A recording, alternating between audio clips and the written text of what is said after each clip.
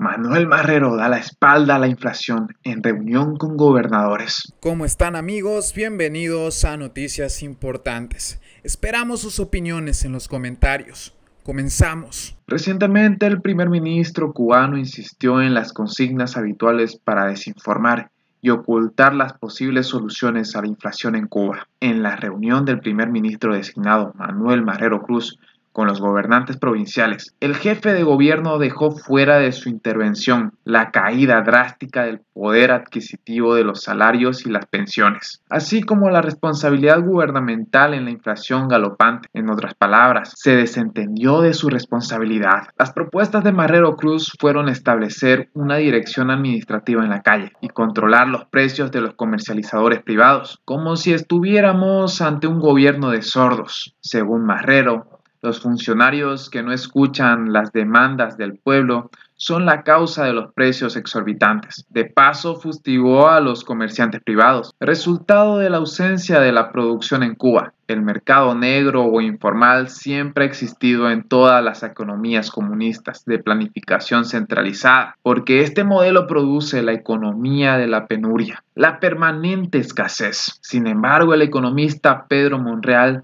llamó la atención sobre los precios desmedidos que imponen las intermediarias estatales en el comercio interior. Si el 94,6% de la venta de alimentos es propiedad estatal, el origen de los precios inflacionarios es responsabilidad del Estado. Los monopolios estatales de acopio, el Ministerio de Comercio Interior y Gaesa, propietaria de las tiendas minoristas de alimentos con más de un 240% de impuestos sobre ellos, son los responsables de la incontenible inflación. Tampoco Marrero Cruz señaló el peso del encargo estatal, obligatorio del 75% de las cosechas y el ganado, y el 100% del tabaco que los productores deben entregar, una especie de confiscación a precios por debajo del mercado, o una variante del comunismo de guerra en tierras tropicales. No es posible producir alimentos bajo las reglas vigentes. Por su parte, la ministra de Finanzas y Precios, Macy Bolaños Weiss, señaló en la misma reunión que lo que falta es el control al control,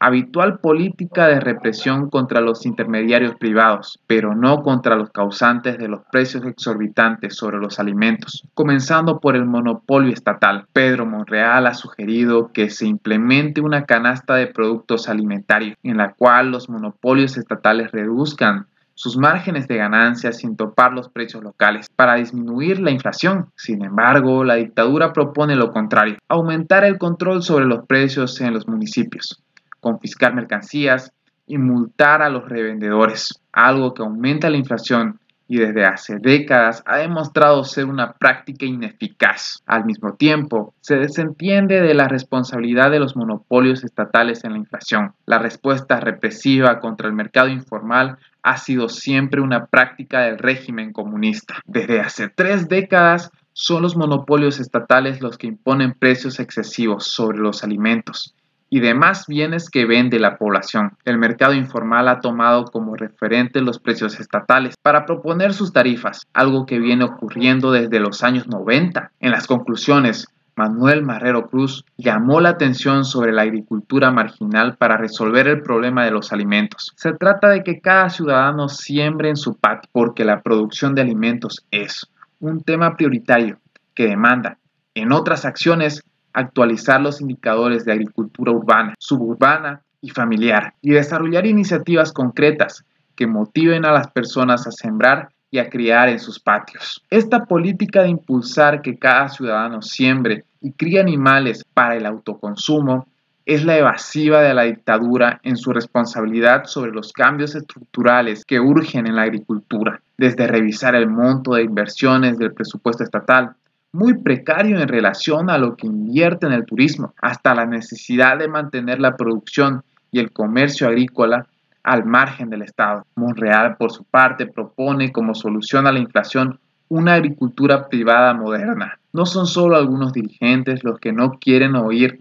las demandas de la población por los precios de los alimentos, como señala Marrero Cruz. Es la dictadura la que continúa aferrada a un esquema de control económico ejercido por un batallón de funcionarios parásitos que desvían recursos y de una política estatal de precios que hace posible contener la espiral inflacionaria en el país. El economista cubano Pavel Vidal aseguró que las estadísticas oficiales subestiman entre 5 y 6 veces la inflación efectiva en el año 2022 y ofreció su propia estimación acerca del fenómeno, concluyendo que la inflación real en 2022 superó el 200%, una de las más altas del planeta. Frente a esta realidad, el primer ministro Manuel Marrero Cruz y la ministra Macy Bolaños Weiss insisten en las consignas habituales para desinformar y ocultar las posibles soluciones a la inflación en Cuba. Entre otras noticias, Díaz-Canel pide acudir al trueque en comercio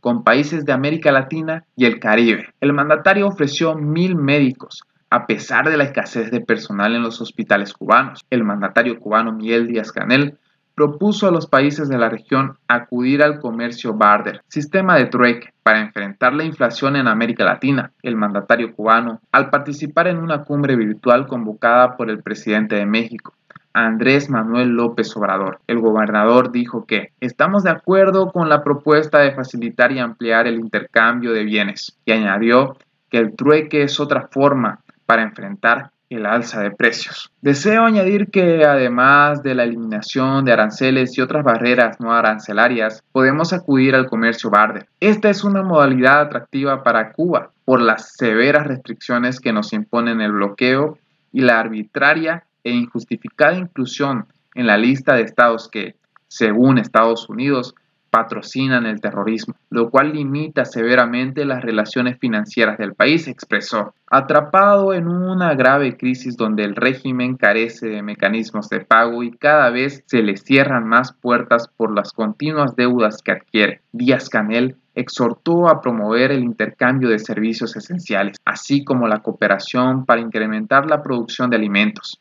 en particular los básicos, y bienes de primera necesidad, y el acceso a estos. Al respecto, propuso aprovechar de inmediato la capacidad productiva e industrial de los países participantes en la cumbre para contribuir con la complementariedad y ejemplificó con las 2 plantas de fertilizantes de Cuba, las cuales se encuentran paradas por falta de materias primas. Para producir NPK necesitamos fósforo, nitrógeno y potasio. Si alguno de los países llegan a un acuerdo con Cuba para suministrar estos insumos, estaríamos en condiciones de producir los fertilizantes y exportarlos, y creo que este es un esquema que puede servir en otros ámbitos y en otros países, dijo Díaz-Canel. Sugirió trabajar en la conectividad de nuestras transportaciones marítimas y aéreas, en el modelo de transparencia tecnológica para la producción de alimentos y en la esfera de los servicios donde, afirmó, Cuba ofrece, por supuesto, su amplia experiencia. A pesar de las crisis sanitarias en la isla,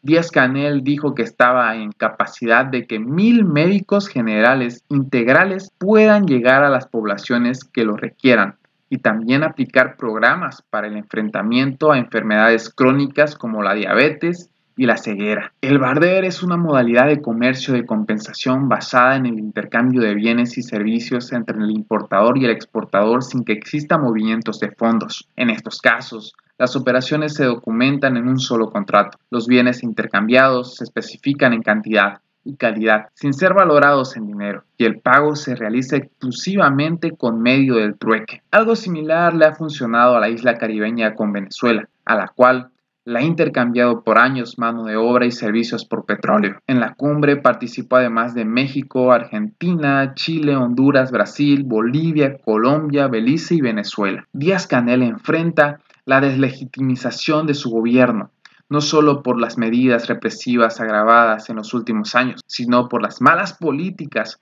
que han conducido a la isla caribeña a una aguda crisis económica. En los últimos meses, ha debido recurrir a sus viejos aliados, la problemática y el consecuente descontento popular, siendo México uno de sus más efectivos respaldos en Latinoamérica. A pesar de la crisis generalizada, el hambre, la escasez de medicinas y alimentos, López Obrador dijo en la reunión que Cuba es como para irse a vivir allá. Y bien amigos, así vamos terminando las noticias importantes del día de hoy.